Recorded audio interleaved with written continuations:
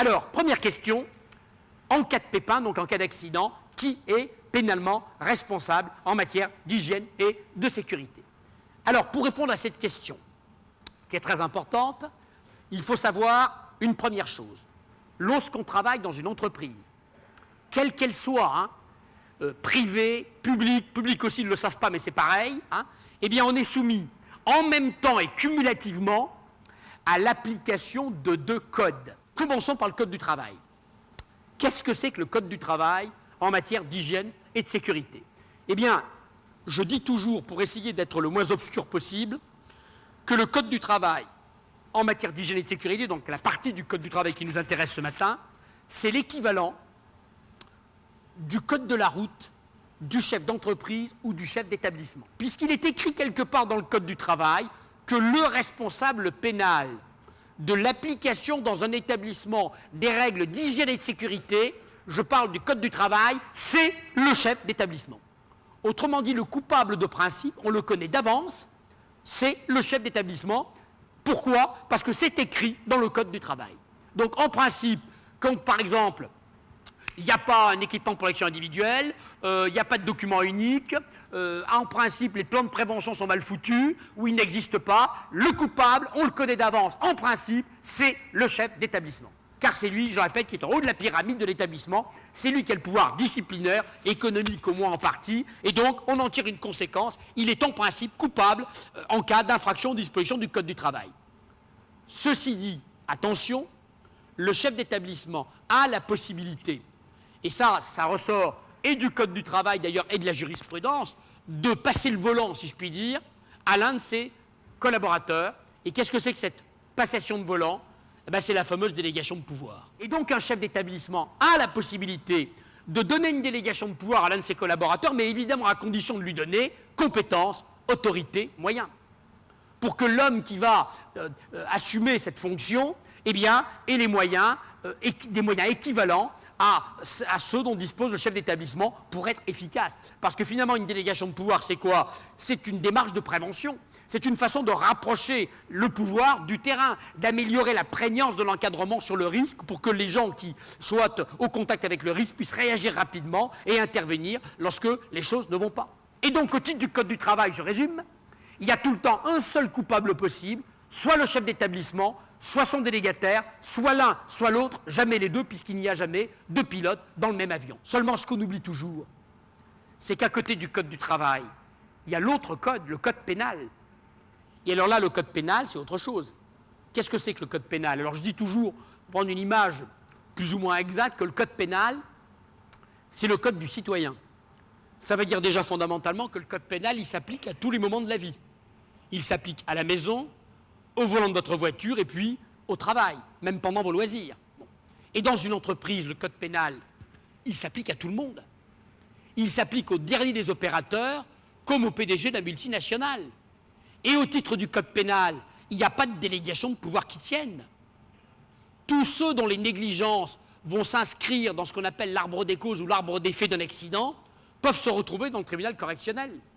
Au titre du code pénal, on peut avoir 1, 2, 3, 10, 15, 20, 30 personnes devant le tribunal pour le même accident. Je prends des trucs connus, comme ça on gagne du temps. Le meilleur exemple ces dernières années, c'est l'affaire de la grue de Toul. Vous vous rappelez peut-être l'histoire à Toul dans l'Est. Bon, petit chantier de BTP. Il est 10h15 du matin. Ce matin-là, il y a un chef de chantier et un grutier. Le grutier est un intérimaire. Il est là depuis 3 jours, mais c'est un grutier professionnel. Quant au chef de chantier, 30 ans de métier, 1 mètre sur 1 mètre, un dur de chez dur, vous voyez le genre. Bon. Vers 10h du matin, notre petit grutier descend de sa grue et dit à son chef, chef, il faut arrêter, là le vent a largement dépassé les vitesses réglementaires, il faut s'arrêter, il faut mettre la grue en drapeau, ça devient dangereux. L'autre lui dit, écoute, remonte dans ta grue, dépêche-toi, on a 2 jours de retard, il y a de la marge, allez hop, hop, hop, au boulot. Il remonte. Une demi-heure après, notre grutier descend, dit chef, ce coup-ci c'est trop dangereux, il faut s'arrêter absolument, c'est plus des rafales, le vent est constant, il faut s'arrêter, ça devient dangereux. Allez, tu remontes dans ta grue, ne me fais pas perdre de temps, les règles de sécurité, je les connais, mais c'est fait pour les blaireaux, il y a de la marge, au boulot. Il remonte.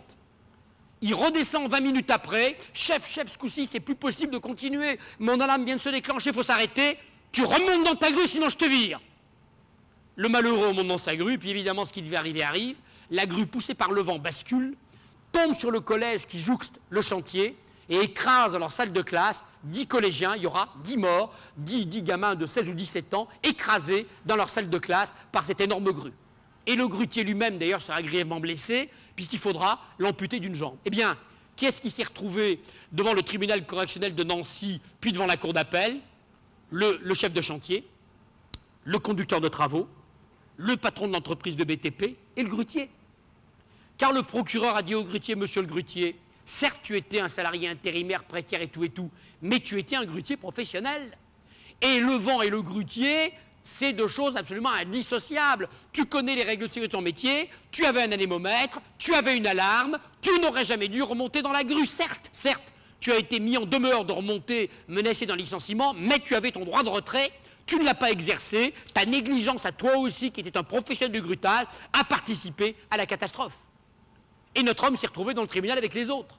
Alors évidemment, en première instance, les avocats du grutier ont fait feu de tout bois en disant « mais ça ne va pas les juges, ça ne va pas la tête, mettez-vous à la place de ce malheureux, intérimaire, à l'époque le BTP était subsinistré, il n'avait pas travaillé depuis des mois, il avait une mission, il espérait un CDI, il a une femme, des enfants menacés d'un licenciement, on aurait bien voulu vous y voir, vous les juges, vous y seriez remontés en courant dans la grue, alors foutez-lui la paix, en plus il a eu son compte, il est amputé d'une jambe, lâchez-le et intéressez-vous, vrai coupable. En première instance, notre grutier a été acquitté, il a été relaxé. Le procureur a fait appel, et devant la cour d'appel de Nancy, notre grutier a été condamné pour homicide involontaire.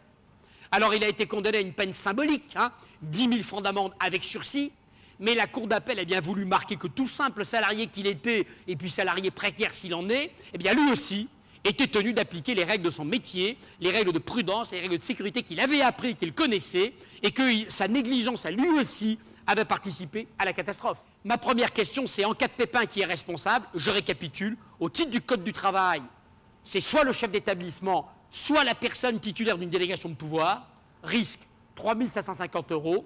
Au titre du Code pénal, je simplifie et je vais vite, tous ceux dont les imprudences, les négligences vont être considérés comme expliquant la catastrophe. Et là, on peut avoir 10, 15, 20, 30 personnes devant le tribunal de l'entreprise ou hors l'entreprise, les conseillers, les gens de l'entreprise, quel que soit le grade, quelle que soit la fonction, quelles que soient les responsabilités, tous ceux qui n'auront pas fait leur boulot.